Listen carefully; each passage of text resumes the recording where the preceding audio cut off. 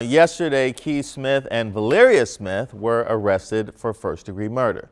Now, it turns out the Smiths allegedly killed their respective wife and mother, Jacquelyn Smith, then attempted to blame it on panhandlers. You guys remember this story. We originally covered it as a Good Samaritan case gone bad. Now, at the time, I lamented that hopefully this doesn't discourage others from helping those in need.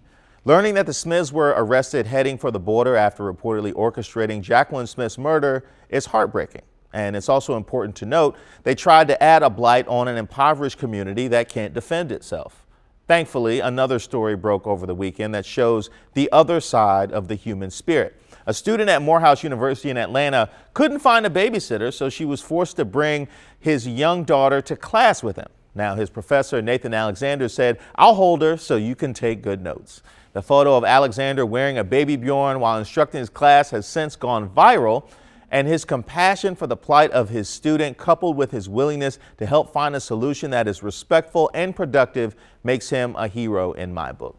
Now, I challenge the rest of us to live our lives with compassion. When people need help, we should be willing to provide it. We now know that Jacquelyn Smith's charitable spirit was not what led to her murder. We also know that Professor Alexander's student will never forget the grace, dignity, and respect shown to him when he needed it most. Let's all continue to keep the spirit of respect and giving alive and pay it forward for generations to come. All right, we're going to continue.